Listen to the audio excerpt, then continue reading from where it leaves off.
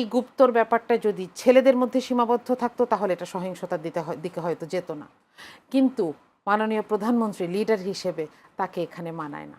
বিএনপির মধ্যেও আওয়ামী লীগের অনেকে আছেন, এটা তো সত্যি আছেন, এবং আওয়ামী লীগ আগে করতো, আমরা দেখতে পাচ্ছি যে এখন সে বিএনপি করে, এবং সে এখন দেখা যায় অনেকে আমরা দেখছি যে সে বিএনপির নেতা এখন সে, অথচ সে আওয়ামী লীগ কিছুদিন আগে আওয়ামী লীগ করতো। আমরা তো ছদ্মবেশী বলেন, গুপ্ত বলেন, সুপ্ত বলেন, এগুলো তো জামাতকে দেখেছি গত এই 4টা টার্মে আওয়ামী লীগের, যে তারা আওয়ামী লীগের সাথে ছাত্রলীগের ভিতর বিলীন হয়ে গেছিল। মার্দিয়া মমতাজ, আপনি কি মনে করেন কিনা তেল সার দিতে চাচ্ছে, আমরা নিচ্ছি না বা সরকার নিচ্ছে না, দাদাদের ভয়ে দাদারা ফেলে দেবে? আপাতত সুন্দর আমার কাছে ঠেলে দিলেন। এখন বিষয় হচ্ছে ব্যারিস্টার শাহরিয়ার এটা কেন বলেছেন হয়তো উনি ব্যাখ্যা করতে পারবেন।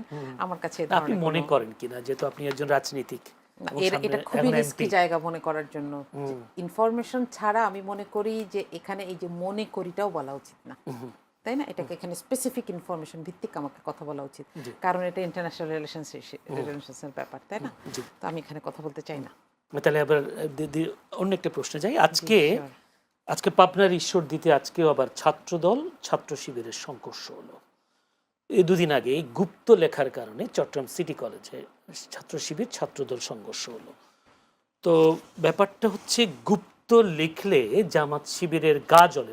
যদি ছাত্রদলের বক্তব্যটা আমি বলছি, কোট আন কোট, আমার বক্তব্য না, গুপ্ত বললেই কেন জামাত শিবির বা তাদের গা জ্বলবে বা তারা কেন সেটা নিয়ে হামলা করবে, এই বিষয়টা উঠে আসছে। বা এই যে এবার পরবর্তীতে আজকে পাবনার ঈশ্বরদীতে ছাত্রদল ছাত্র শিবির সংঘর্ষ হয়েছে, এই গুপ্তর বিষয়টা, গুপ্ত সুপ্ত বিতর্ক নিয়ে আর কতদিন চলবে, সেটাকে সামনের দিকে ছাত্র রাজনীতিতে কী ধরনের প্রভাব পড়তে পারে? জি, এখানে খুব স্পেসিফিক ঘটনাটা দেখেন। গুপ্ত অভিযোগ আসার আগে বা এই শব্দটা আসার আগে ছাত্র সংগঠনগুলোর মধ্যে মারামারি হয় নাই? হয়েছে। আপনি দেখেছেন রাজশাহীতে 5 আগস্টের অভ্যুত্থানের পরেই আমরা এটা আশা করেছি, আমরা অনেক কিছু আশা করি নাই, হচ্ছে, তাই না? দেখেন এই মারামারি আগে ছিল না? অবশ্যই। রাজশাহী ইউনিভার্সিটিতে মতিহারে একটা ইটের উপর রেখে মাথা রেখে আরেকটা ইট দিয়ে মাথায় ফাটিয়ে দেওয়া হয়েছে এবং এই ছেলেটা পরে মারা যায়। এরকম একটা দুইটা না, ধরে বেঁধে গর্তে ফেলে দেওয়া হয়েছে এবং মৃত্যু নিশ্চিত করার পরে চলে গেছে। একটা দুইটা ঘটনা না। চিটাগং ইউনিভার্সিটিতে, ঢাকা ইউনিভার্সিটিতে তো শহীদ আব্দুল মালেকের কথা আমরা জানি, যিনি শিবিরের ছিলেন, এবং এটা শুধু এক দলের মারা গেছে এটাও আমি বলবো না। আমাদেরকে এই জায়গাটার গোড়াটাতে আসলে হাত দিতে হবে। এদেরকে খেলাচ্ছে কারা? এই গুপ্তর ব্যাপারটা যদি ছেলেদের মধ্যে সীমাবদ্ধ থাকতো তাহলে এটা সহিংসতার দিকে হয়তো যেত না, কিন্তু মাননীয় প্রধানমন্ত্রী লিডার হিসেবে তাকে এখানে মানায় না। আমি খুব দুঃখের সাথে বলতে হচ্ছে, তিনি নির্বাচনের আগেও এটা তার জনসভায় একজন নড়াচড়া করছিল বা উঠে চলে যাচ্ছিল, সেখানে ব্যবহার করেছেন। আমি আরও দুঃখের সাথে বলছি, এখন তো তিনি বাংলাদেশের প্রধানমন্ত্রী, তাই না? তার কাছ থেকে আমি সত্যিই এটা আশা করি নাই। এখানে আসলে আমরা মুরব্বী হিসেবে আমরা সতর্কতার সাথে দায়িত্বশীলতার পরিচয় দিতে পারি নাই আমার কাছে মনে হয়, এবং এ কারণে আমরা এদের এই ঝগড়া লেগে যাওয়াটাকে, মারামারিতে চলে যাওয়াটাকে আমরা নিজেদের পকেটে ভরছি, বেনিফিটটা নিচ্ছি। আপনি ফুটেজগুলো দেখেন, যেই ছেলেটা রামদা নিয়ে যাচ্ছিল তাকে আজকে ধরা হইলো, সে বলেছে ওরা এটা ফেলে গেছিল, আমি ওদেরকে ফেরত দিতে যাচ্ছিলাম, তখন আমার ছবি তুলেছে। হ্যাঁ হ্যাঁ হ্যাঁ, মানে থানায় দিতে যাচ্ছিলাম, আমার ছবি তোলা হয়েছে। এটা সেলফ এক্সপ্লেইনিং। কিন্তু আমি তারপরেও এই জায়গাটাতে, আমি টিচার তো, আমার একটা ছাত্রকে দোষী ভাবার আগে আমাকে 10 বার চিন্তা করতে হয়। আমি দেখি যে এর পেছনে আসলে কারা অর্থ দিচ্ছে, সাহস দিচ্ছে, যে তোমার নামে মামলা হলে তোমাকে বিদেশ পাঠিয়ে দিবে, আশ্বাস দিচ্ছে যে তুমি লাগাও। এই জায়গাটা কারেকশন হওয়া দরকার। মানে সেক্ষেত্রে রাজনৈতিক দলগুলো যারা শীর্ষ নেতা আছে তাদের দায় দেখে রাজনৈতিক দলের পলিসি হওয়া দরকার। বিএনপির মাঝেও গুপ্ত সুপ্তরা লুকিয়ে আছে, বা একসময় বলা হতো আওয়ামী লীগের সাথে লুকিয়েছিল জামাত শিবির, ছাত্রলীগের সাথে লুকিয়েছিল জামাত শিবিরের ছেলেরা। এখন এই এম এ আজিজের বক্তব্যটাকে আপনি কি বলতে, বিএনপির মাঝেও কি এরকম দেখছেন কিনা? উনি এই বক্তব্যটা দিয়েছেন ওনার একান্ত নিজের বক্তব্য, কিন্তু আমার যেটা মনে হচ্ছে প্রেক্ষাপট কি দেখছেন উনি ওনার কথার মধ্যে উনি যদি এটা মিন করতে চান যে বিএনপির মধ্যেও আওয়ামী লীগের অনেকে আছেন, এটা তো সত্যি আছেন, এবং আওয়ামী লীগ আগে করতো, আমরা দেখতে পাচ্ছি যে এখন সে বিএনপি করে, এবং সে এখন দেখা যায় অনেকে আমরা দেখছি যে সে বিএনপির নেতা এখন সে, অথচ সে আওয়ামী লীগ কিছুদিন আগে আওয়ামী লীগ করতো, এবং ডকুমেন্ট সহ দেওয়া হয়েছে যে সেই যে আওয়ামী লীগ, তার হাইকমান্ডের কাছে দেওয়া হয়েছে। তারপরেও হয়তো শেষ পর্যন্ত ব্যবস্থা নেওয়া হয়েছে কিনা সেটা জানি না, চট্টগ্রামে আমরা জসিমউদ্দিন হ্যাঁ, নামে যা বাট জানিয়েছি, তিনি এই আমাদের- ঘটনাগুলো ঘটছে। সুতরাং আজিজ ভাই যদি এটা বলে থাকেন তাহলে তিনি সম্ভবত এই ঘটনার প্রেক্ষিতে বলছেন। যদি সেটা বলে থাকেন তাহলে সেটা খারাপ বলেননি, সেটা সত্যি বলেছে, এটা হতেই পারে। সুতরাং এইটা নিয়ে আমি নেতিবাচক খুব একটা যে কিছু সেটা আমি দেখছি না। রাজনীতিতে এটা হতেই পারে, আজকে আপনি আমার দলে কালকে আপনার দলে, এটা তো ঘটছে, তো এটা রেগুলার ঘটছে এবং এগুলো আগামী এগুলো থামবে না, এগুলো সারা জীবন ঘটবে। জি। কারণ রাজনৈতিক নেতারা যতদিন না পর্যন্ত নিজের আদর্শের মধ্যে ওনারা একেবারে স্টিল না থাকতে পারবে আদর্শকে যদি তারা অতি যত্নের সাথে লালন না করেন, যতদিন না করেছেন রাজনীতিবিদরা, ততদিন পর্যন্ত এই যে ভাঙা খোড়ার খেলার মধ্যে এই গুপ্ত সুপ্ত থাকবেই। কিন্তু তারা যদি নিজেরা কমিটেড হন নিজের আদর্শের সাথে, তাহলে সে দেখবেন যে না খেয়ে থাকবে কিন্তু তার আদর্শের সাথে সে কম্প্রোমাইজ করবে না। এই রাজনীতিবিদ তৈরি না হওয়া পর্যন্ত এই দেশের রাজনীতিতে এগুলাই চলবে।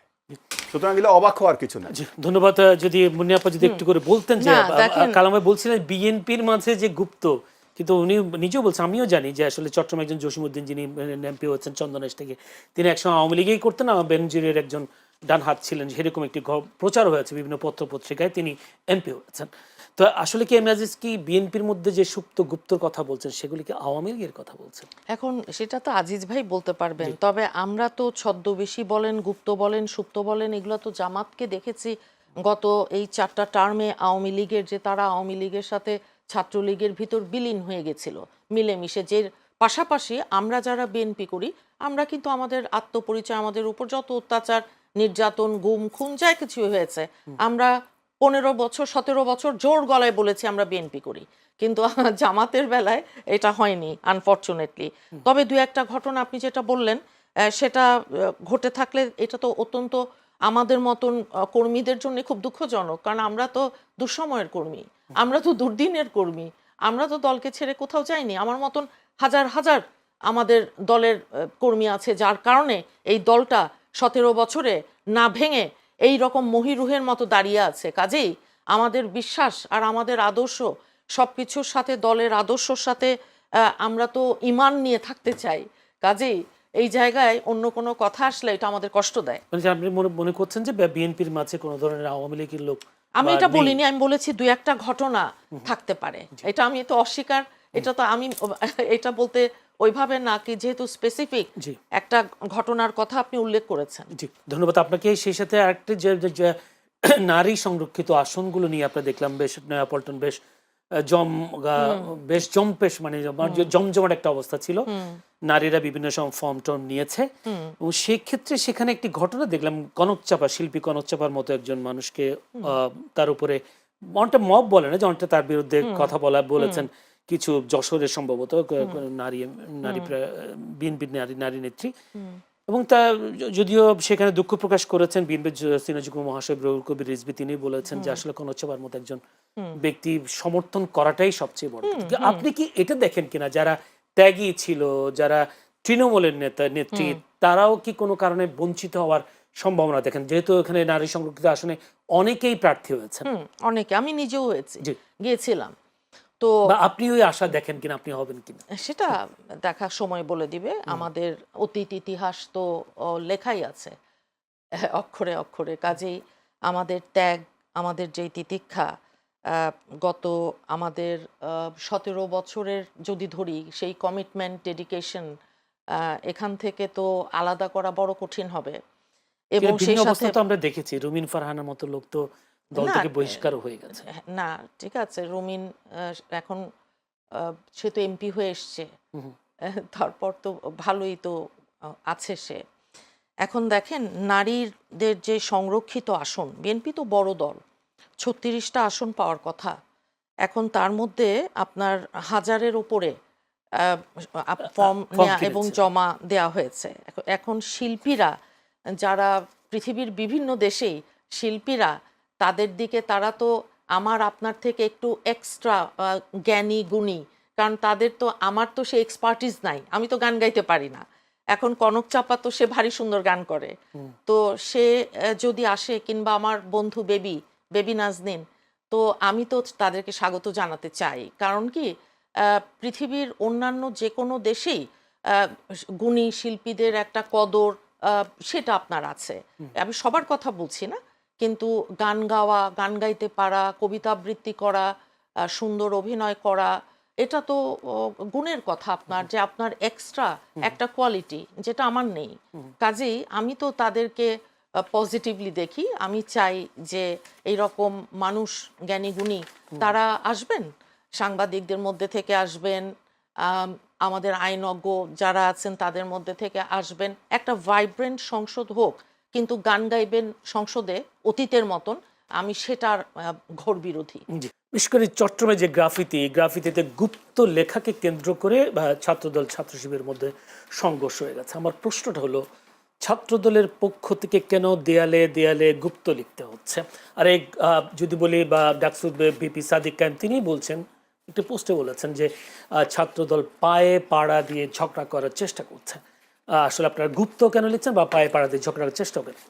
ধন্যবাদ আপনাকে। প্রেক্ষাপটটা আপনার বুঝতে হবে যে 24-এর গণ অভ্যুত্থান পরবর্তী সময়ে আমাদের ভাইয়েরা, যাদের তার আগে আসলে বিভিন্ন লেবাসে, বিভিন্ন চাদরে আবৃত মুড়িয়ে থাকতো তারা, তো সেই সময় 24-এর গণ অভ্যুত্থান পরবর্তী সময় আমাদের ভাইয়েরা যখন এক্সপোজড হইল, তখন সেই 5ই অগাস্ট সন্ধ্যাবেলায় তারা সব হলগুলাতে সাধারণ শিক্ষার্থীর বেশে তারা প্রত্যেকটা হলে ক্যাম্পাসে দখল নিয়ে নিল। মানুষজনের, সাধারণ মানুষ আবেগের কারণে তারা গণভবনের দিকে সবাই ধাবিত হয়েছিল। আর আমাদের ভাইয়েরা, যারা গুপ্ত ভাইয়েরা হয়তো বা হলেই ছিল, কিন্তু তাদের যে বাইরের যারা প্রতিনিধি ছিল, বিভিন্ন মেসে মেসে ছোট ছোট করে থাকতো, তাদেরকে তারা হলে নিয়ে আসছে এবং সাধারণ শিক্ষার্থীদের বেশে তারা তখন নিজেদেরকে লিডার বলে দাবি করত যে আমরাই সাধারণ শিক্ষার্থীদের প্রতিনিধি। তো এই যে কনফ্লিক্টের শুরুটা, এটা কিন্তু ওই 24-এর গণ অভ্যুত্থানের পরের দিন থেকেই শুরু হয়েছে। প্রত্যেকটা ক্যাম্পাসে সাধারণ শিক্ষার্থীর বেশে শিবিরের দৌরাত্ম্য শুরু হয়েছিল, কিন্তু 12ই ফেব্রুয়ারির পর থেকে তাদের সেই জায়গাটা সাধারণ শিক্ষার্থীর বেশে তো তারা কারো কাছে অ্যাপ্রোচ করলে মানুষজন শুনতেছে না, কারণ মানুষজন চিনে যে এরা অনেকেই গুপ্ত শিবির ছিল। এখন আর ওই কথাগুলো খাচ্ছে না। তো ঝামেলা হয়েছে কোন জায়গাটায়, তারা যে ছাত্র রাজনীতিমুক্ত ক্যাম্পাস থাকলে তাদের যে স্বর্গরাজ্য থাকতো, সেটা এখন হয়তোবা স্বর্গরাজ্য থেকে শুধু রাজ্য হয়েছে। এখন স্বর্গটা চলে গেছে তাদের। এখন স্বর্গটা যে কোথায় গেল, তারা এই জন্য অনেকটা যে ছাত্র রাজনীতিমুক্ত ক্যাম্পাস ও ছাত্রলীগ মুক্ত ক্যাম্পাস টার্মটা এরকমভাবে বিভিন্ন জায়গায় তারা সাধারণ শিক্ষার্থীদের বেশে এই যে চিকামারাগুলা, এই চিকামারাগুলা কিন্তু সব শিবির দ্বারা পেট্রোনাইজড বাই শিবির ধরলাম। তো ছাত্র রাজনীতি মুক্ত ক্যাম্পাস, ছোট্ট একটা প্রশ্ন করে রাখি, এই ছাত্র দলে সাধারণ শিক্ষার্থীর মন জয় করতে পারছে না কেন? না, সাধারণ শিক্ষার্থী না না, মন জয় করার বিষয় না তো। সাধারণ শিক্ষার্থী তারা লেবাসটা ধরা, আমরা আসলে ছাত্র শিবির না, আসলে হলো কি সব ছাত্র শিবির না, বেসিক্যালি হচ্ছে সবাই তো আর ওন করে না, কিন্তু তাদের একটু সিস্টেমটা ভিন্ন। ধরেন আপনার কোনো জায়গায় এক ভাইয়ের পোস্ট করলাম, সে 2002 সালে সম্ভবত কেমিস্ট্রি স্টুডেন্ট ছিল, তার একটা পোস্ট দেখলাম। তো ওই ভাই লিখছে যে তাকে কিভাবে ব্রেন ওয়াশ করা হয়েছিল, সে অবাক হয়ে গেছে। তাকে একটা গোপন জায়গায় ডাকা হয়েছে, সে যাওয়ার পরে দেখে আমার এই ইয়ারা তো পাশেই ছিল, কিন্তু কোনো দিন অন্য কোনো টপিকে তারা যায় না। কিন্তু যখন ওই বাসায় গেলো স্পেসিফিক এই টপিকে, আবার যে টিচার হঠাৎ করে ফজর নামাজের সময় দেখা জোর করে তাকে নামাজে নিয়ে গেছে, দেখে ওই টিচার ওইখানে নামাজ পড়ে, আর ওইখানে তারা এই ধরনের প্রচারণা করে এবং এই টিচার আর স্টুডেন্টের সম্পর্কের কারণে তাদের মার্কসও বেশি হয়। তো এটা হইলো কি যে আমরা মোসাদ বা হচ্ছে আমরা বাকি যে মানে গোয়েন্দা সংস্থাগুলো আছে, আমরা তাদের যে কি অপারেটিং সিস্টেম, হ্যাঁ ইসরায়েলের মোসাদ যে অপারেটিং সিস্টেমগুলা, আমার মনে হয় যে মোসাদের কাছ থেকেও তারা হয়তো বা ট্রেনিং প্রাপ্ত, বা এই জায়গায় যে ট্রেনিংগুলো বিভিন্নভাবে এমন আন্ডারগ্রাউন্ড পলিটিক্স, এটা আসলে আনলাইকলি। মানে এরকম পলিটিক্স করে গুপ্তভাবে নিজের, ঠিক আছে আপনি ফ্রন্ট লাইনে আসবেন না, কিন্তু এতটা ব্যাক লাইনে করতে হবে আপনার, যে বলতে হবে, কারণ এই শিক্ষার্থীরা তো আর আপনাদের প্রতিদ্বন্দ্বী না, কিন্তু শিক্ষার্থীদের মন জয় করে না। বিষয়টা হয়েছে যে তারা যেভাবে করে, তাদের অর্থের উৎস, তারা অনেক কিছু বলে, বড় ভাইরা সহযোগিতা করে, আবার অনেকে শিবির থেকে জামাত করবেন তার কোনো গ্যারান্টি নাই, কিন্তু ফান্ডিংগুলো কোথা থেকে আসে এগুলো একটু সাসপিশাস। তারা হচ্ছে প্রত্যেকটা জায়গায় আপনার দেখেন যে এই ইফতারি করা বিভিন্ন কিছু, তারা যে বড় বড় আয়োজনগুলা করে, এগুলোর তো উৎস লাগে। তো এই উৎসটা কোথা থেকে আসে এগুলো সাসপিশাস।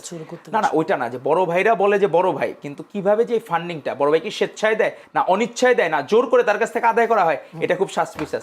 ধন্যবাদ আপনাকে। আমি আরেকটা প্রশ্ন সাথে করে ফেলি, সেটা হচ্ছে 23 এপ্রিল যখন পল্টন শাহবাগতানে হামলা হয়, সেখানে জুবায়ের মুসাদ্দেকও হামলার শিকার হয়। জুবায়ের একটা পোস্টে লিখেছে, আমার উপর যে ছাত্রদলে হামলা করেছে তার জন্য আমার কোনো দুঃখ নেই, আমি তো সেই জন্য কাঁদিনি, কিন্তু আমার পরিচিত ছোট ভাইয়েরা যখন আমাকে মারলো তখন আমি সেই দুঃখে কেঁদেছি। তার মানে কি ছাত্রদলের মধ্যে কিছু গুপ্ত শিক্ষার্থী আছে? যদি জুবাইরের বক্তব্য যদি সঠিক হয়। এখন হইলো যে এই জায়গায় হয়ে গেছে যে যে পিকে সিনেমার আমির খানের মুভিতে এই স্টিকার লাগায় রাখতো ভগবানের, যে যাতে চট থাপ্পড় যাতে কেউ না দেয়। তো এখন আমার মনে হয়েছে যে কিছু সাধারণ শিক্ষার্থী আছে এক পাশে শিবিরে লাগায় রাখে, আরেক পাশে মনে হয় ছাত্রদলে লাগায় রাখে, যে যাতে কোনো দিকে একদিকে মুখ ফিরাইলে ওই পাশটা কাভার হয়ে গেল, যে যখন যেটা দরকার চর যাতে ঠেকানো যায় ওই সিস্টেম ওই পলিসি নেওয়ার চেষ্টা করে। তবে আমরা এই হামলার নিন্দা জানাই, তবে তারা যে এই গুজবগুলা বিভিন্ন জায়গা থেকে রটাচ্ছে এবং এই যে গুজবের ভান্ডারগুলা যে জায়গা থেকে ছড়ানো হচ্ছে এবং এনার্কিগুলা হচ্ছে এবং হারমোনিগুলা নষ্ট হচ্ছে, সেই জায়গাগুলো আসলেই সমাধান হওয়া দরকার। এবং এই বট আইডি থেকে যে গুজব ছড়ানোর এই রাস্তাগুলো বন্ধ করা দরকার এবং স্ট্রিক্টলি বন্ধ করা দরকার।